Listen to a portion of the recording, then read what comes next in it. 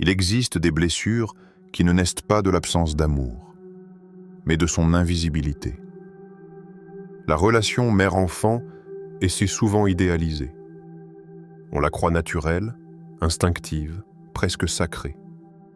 On suppose qu'elle porte en elle la reconnaissance comme une évidence. Pourtant, dans l'intimité psychique de nombreuses familles, un paradoxe silencieux s'installe. L'amour est là, mais la valorisation ne circule pas. Comment est-il possible de donner profondément et de ne pas se sentir reconnu? La réponse ne se trouve pas dans la morale ni dans l'accusation. Elle se trouve dans les dynamiques invisibles qui structurent l'inconscient relationnel. Car une relation ne fonctionne pas seulement avec des intentions conscientes. Elle est traversée par des archétypes, des attentes implicites, des mouvements de séparation, des peurs d'emprise et des quêtes d'autonomie. Comme l'a souligné Carl Gustav Jung, ce qui demeure inconscient agit dans l'ombre et façonne nos expériences. Dans le lien mère-enfant, ce sont souvent ces forces silencieuses qui déterminent la qualité du regard porté l'un sur l'autre. Ce que nous appelons ingratitude peut être un mécanisme de protection. Ce que nous vivons comme rejet peut être un besoin d'individuation. Ce que nous interprétons comme froideur peut être une tentative de préserver sa liberté intérieure. Comprendre cela exige du courage, car cela nous oblige à déplacer le regard, passer de « qui a tort » à « quelle dynamique est à l'œuvre ». Dans les prochaines parties, nous allons explorer ces mécanismes invisibles, non pour juger, non pour blâmer, mais pour éclairer, car lorsqu'une dynamique devient consciente, elle cesse d'agir comme un destin. Et parfois, tout commence par un phénomène presque imperceptible, lorsque la présence la plus constante devient justement celle que l'on ne voit plus. Partie 1. Quand la présence devient invisible. Il existe un paradoxe silencieux au cœur de certaines relations. Plus une présence est constante, plus elle risque de devenir invisible. Dans la vie psychique, ce qui ne change pas se fond dans le paysage intérieur. L'inconscient fonctionne par contraste. Il remarque la rupture, l'absence, la variation. Mais ce qui demeure stable, immuable, inconditionnel, devient un arrière-plan.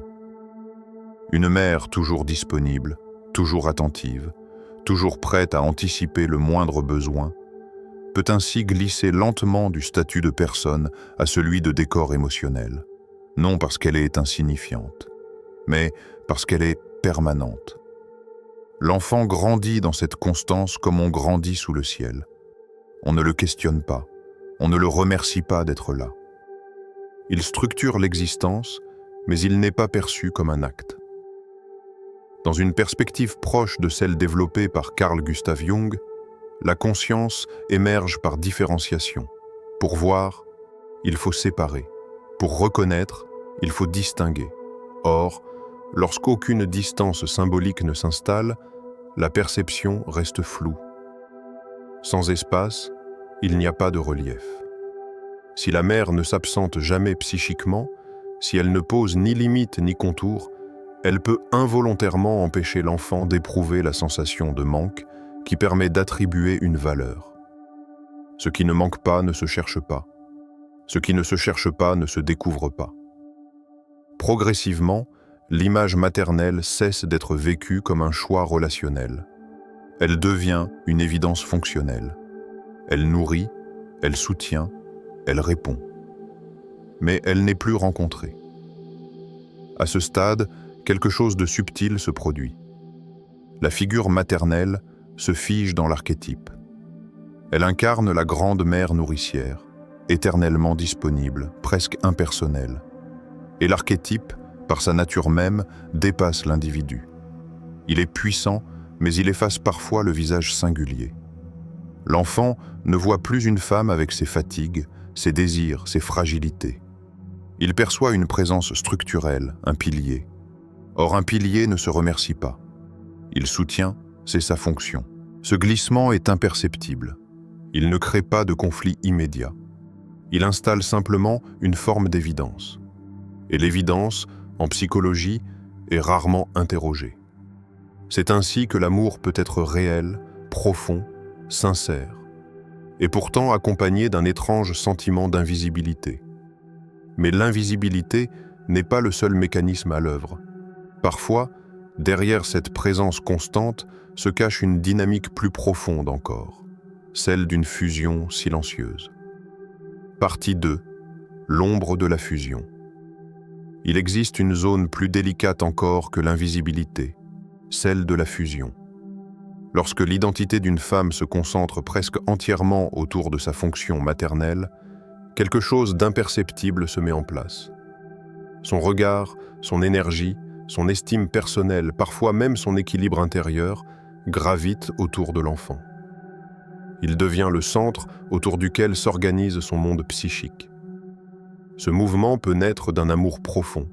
Il peut être nourri par le dévouement, par le désir de bien faire, par la peur d'échouer. Pourtant, dans l'inconscient de l'enfant, un autre message circule. Je suis responsable de son équilibre. Ce message n'est jamais formulé clairement. Il se transmet par les silences, par l'intensité du regard, par la sensibilité aux moindres variations d'humeur. L'enfant sent que sa joie apaise, que sa distance inquiète, que son approbation rassure. Alors une tension subtile apparaît, car pour devenir lui-même, il doit se séparer. Dans la pensée de Carl Gustav Jung, l'individuation est un processus de différenciation. L'être humain ne naît pas sujet autonome. Il le devient en se détachant progressivement des identifications premières. Or, si la mère semble vivre à travers lui, cette séparation prend une dimension plus risquée. Reconnaître pleinement ce qu'elle donne pourrait signifier « Je reconnais que tu as tout misé sur moi ». Et reconnaître cela, c'est accepter le poids d'une dette invisible. L'inconscient de l'enfant cherche l'équilibre. Il pressent que trop de gratitude pourrait renforcer le lien fusionnel, alors il atténue. Il banalise. Il prend de la distance, non par ingratitude, mais par instinct de survie psychique. Il ne fuit pas l'amour. Il fuit la sensation d'être absorbé. La fusion a quelque chose de rassurant au départ. Elle offre proximité, chaleur, sécurité. Mais elle peut aussi devenir une enveloppe trop serrée. L'enfant ressent qu'en validant pleinement cette proximité, il risque de retarder son propre mouvement vers l'autonomie. Ainsi, la prise de distance devient un geste inconscient d'affirmation. Elle peut sembler froide, injuste, incompréhensible. Pourtant, elle est souvent le signe d'un besoin profond, exister séparément. L'ombre de la fusion ne détruit pas le lien. Elle le complique. Elle installe une ambivalence. Aimer, mais respirer. Être lié, sans être contenu. Se sentir proche, sans être englouti. Et dans cette tension silencieuse, la reconnaissance peut devenir dangereuse parce qu'elle semble menacer l'équilibre fragile entre attachement et liberté. Et lorsque cette fusion n'est jamais nommée, elle laisse place à un autre phénomène plus subtil.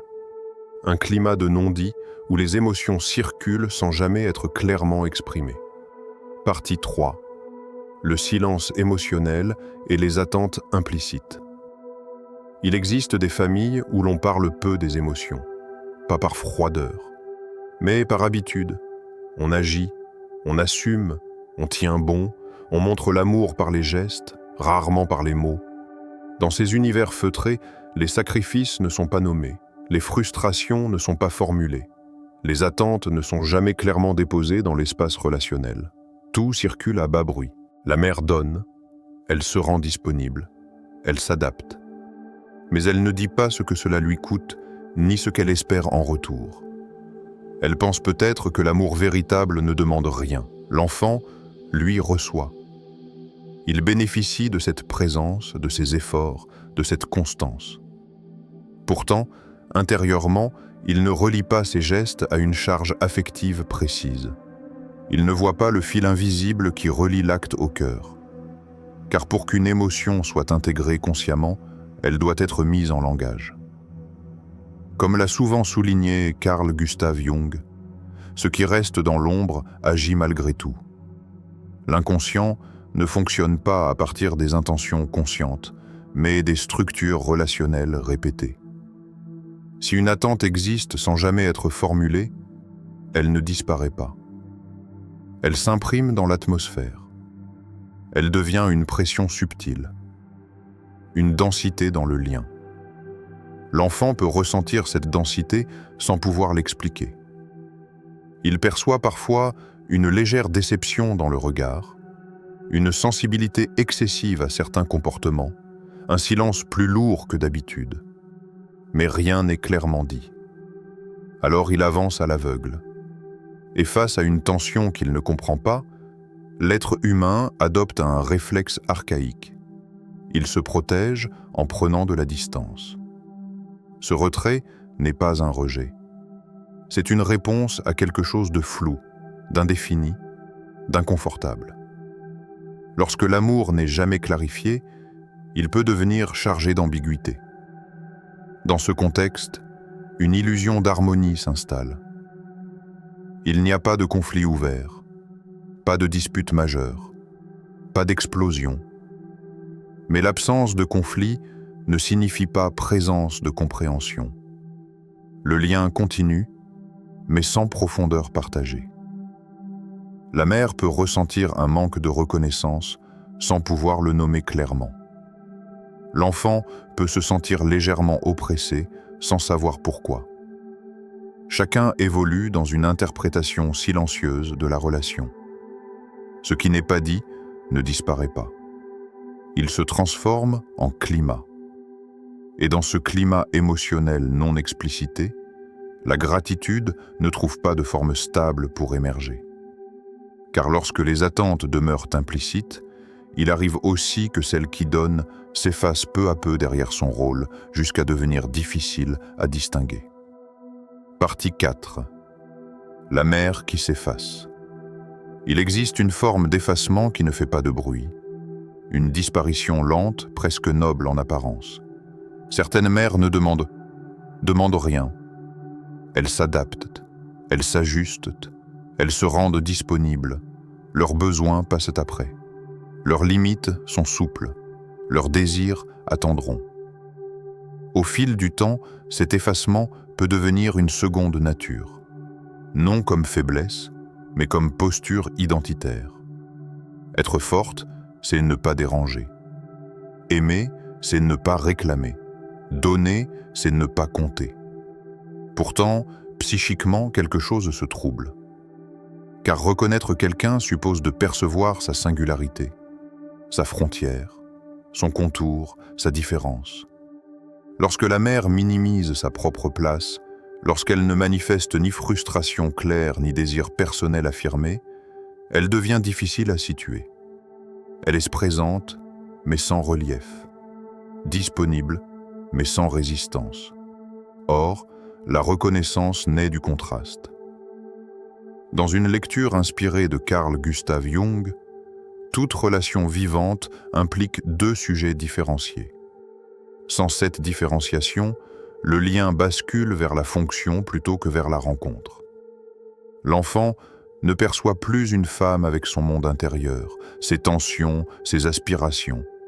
Il perçoit une stabilité inconditionnelle, un socle, une base acquise, et l'on ne valorise pas un socle. On s'y appuie. Ce phénomène n'a rien de volontaire. L'enfant ne choisit pas de ne pas voir. Il répond simplement à ce qui lui est présenté. Si la mère ne se montre jamais comme sujet distinct, avec ses propres contours psychiques, alors la relation reste asymétrique. Elle donne, il reçoit. Mais pour qu'il y ait reconnaissance, il faut qu'il y ait altérité. Il faut que l'autre apparaisse comme un être séparé, porteur d'une existence indépendante. Il ne s'agit pas d'égoïsme, ni de ne s'agit pas d'égoïsme, ni de revendication excessive. Il s'agit d'existence psychique, d'une présence qui ne se dissout pas dans le service. Plus la mère s'autorise à exister en dehors de la relation, plus elle devient perceptible. non comme ressource permanente, mais comme être vivant. Car dans l'ombre de l'effacement, il y a souvent une attente silencieuse. Être enfin vu. Mais on ne peut voir que ce qui accepte d'apparaître. Et cet effacement, loin d'apaiser la relation, peut parfois nourrir un sentiment plus lourd encore, celui d'une dette invisible. Partie 5. La culpabilité comme obstacle. Il existe une émotion qui se glisse silencieusement dans certaines relations, la culpabilité. Elle ne se manifeste pas toujours par des reproches ou des accusations. Elle prend parfois la forme d'un simple malaise, d'un poids diffus, d'une sensation de ne jamais être à la hauteur. Plus une mère donne, surtout lorsqu'elle donne au prix de ses propres renoncements, plus l'enfant peut ressentir, au fond de lui, une dette impossible à rembourser. Non parce qu'on lui a demandé explicitement de rendre, mais parce qu'il perçoit le déséquilibre. L'amour, lorsqu'il est vécu comme sacrifice constant, peut se transformer en pression invisible. Reconnaître pleinement ce qui a été offert pourrait signifier « Je vois tout ce que tu as abandonné pour moi ». Et voir cela, c'est admettre qu'aucun retour ne sera jamais équivalent. La dette affective crée une asymétrie inconfortable. Dans l'économie psychique, l'être humain cherche l'équilibre. Si l'équilibre semble impossible, si la balance penche trop lourdement d'un côté, l'inconscient trouve une solution. Il réduit la perception de la valeur du don. Minimiser devient un mécanisme de protection. Si ce qui a été donné est normal, attendu, naturel, alors la dette disparaît. La culpabilité s'allège. La relation redevient respirable. Dans la pensée de Carl Gustav Jung, l'inconscient agit toujours en faveur de l'équilibre intérieur, même si cela produit des comportements incompris en surface. L'enfant ne se dit pas consciemment « je vais moins reconnaître pour me protéger ». Mais son système émotionnel perçoit le danger d'un engagement trop intense. Car reconnaître, c'est s'impliquer. Et s'impliquer, c'est risquer de se sentir redevable. La gratitude, dans ce contexte, devient lourde. Elle n'est plus un élan libre. Elle devient un rappel du déséquilibre. Alors la distance s'installe, pas comme une rupture, pas comme un rejet violent, mais comme un espace nécessaire pour préserver une sensation d'autonomie. L'enfant peut aimer profondément sa mère, tout en évitant d'exprimer pleinement cette reconnaissance. Parce qu'exprimer reviendrait à accepter un poids qu'il ne se sent pas capable de porter. Plus le don est associé au sacrifice, plus la liberté se réduit. Et sans liberté intérieure, la reconnaissance perd sa spontanéité. Elle devient contrainte, implicite, chargée d'obligations. L'évitement n'est pas absence d'amour. Il est parfois tentative désespérée de préserver son propre équilibre. Mais lorsque la distance s'installe pour échapper à cette dette, la relation peut se figer dans une ancienne configuration qui ne correspond plus à ce que chacun est devenu. Partie 6. Le lien figé dans le passé. Il y a des relations qui continuent, mais qui n'évoluent pas. Extérieurement, tout semble normal. Les échanges existent, les habitudes demeurent, les rôles sont connus, presque rassurants. Pourtant, quelque chose s'est arrêté dans le temps. Une relation vivante est un organisme. Elle respire, se transforme, se redéfinit à mesure que les individus changent. Mais lorsqu'un lien reste structuré autour d'une ancienne configuration, celle de l'enfance, de la dépendance, du besoin, il devient rigide. L'enfant grandit. Il traverse l'adolescence. Il construit son identité. Il devient adulte. Pourtant, dans la dynamique relationnelle, il continue parfois d'être traité ou de se comporter comme s'il était encore dépendant. La mère, elle aussi, peut rester enfermée dans son rôle initial, celle qui protège, qui guide, qui anticipe, qui corrige. Ce rôle a été vital, il a été structurant, mais il ne correspond plus à la réalité actuelle. Un décalage silencieux s'installe. L'adulte en face d'elle ne se sent plus reconnu dans ce qu'il est devenu. Et de son côté, elle peut avoir l'impression que son importance diminue. Dans une perspective inspirée de Carl Gustav Jung, toute relation qui ne se réactualise pas finit par devenir une image figée dans l'inconscient. Une représentation archaïque qui ne correspond plus au présent. La mère n'est plus perçue comme une femme avec son évolution, ses nouvelles aspirations, ses transformations. Elle est associée à une époque, à une fonction ancienne, à un rôle archivé dans la mémoire affective. Et l'on ne valorise pas une fonction. On reconnaît une présence actuelle.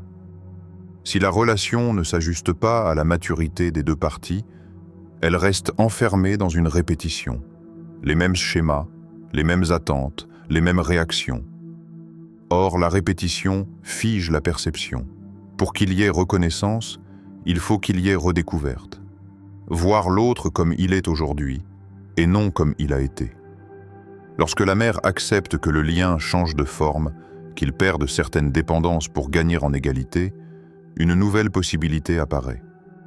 L'enfant adulte peut enfin la rencontrer autrement, non plus comme figure d'autorité ou source primaire de sécurité, mais comme individu distinct, traversant lui aussi son propre chemin.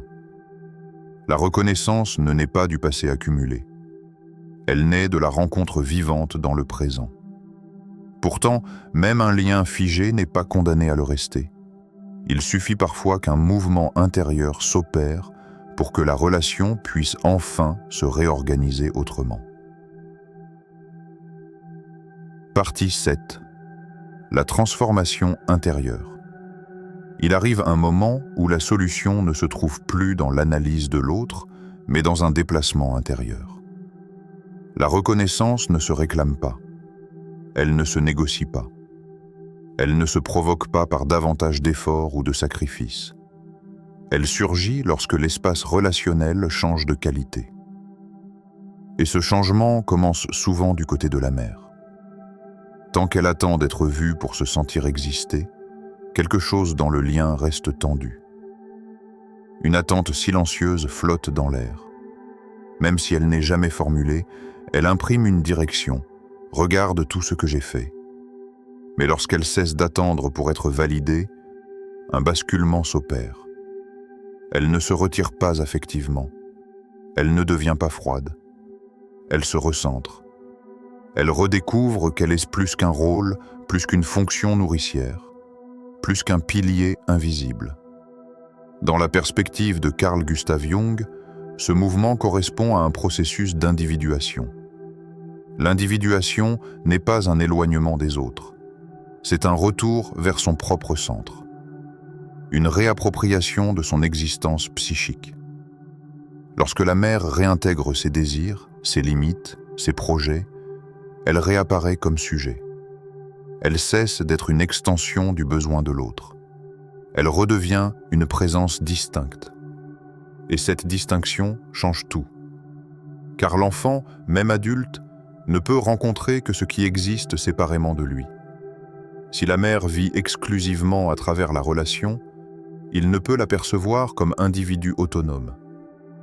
Mais si elle assume son propre axe, son propre chemin, une nouvelle perception devient possible.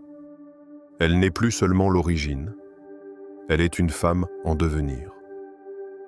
Dans cet espace renouvelé, la pression invisible disparaît. Il n'y a plus de dette implicite, plus d'attente silencieuse. Le lien respire. Et lorsqu'un lien respire, la reconnaissance peut émerger sans contrainte. Non comme réparation, non comme obligation morale, mais comme mouvement naturel. L'enfant peut alors voir ce qui était toujours là, mais qu'il ne distinguait pas. La valorisation renaît souvent à cet endroit précis, lorsque chacun reprend sa place, non par rupture, mais par maturité. Deux êtres reliés par une histoire commune, mais debout, chacun sur leur propre centre. Et dans cette nouvelle configuration, le regard change.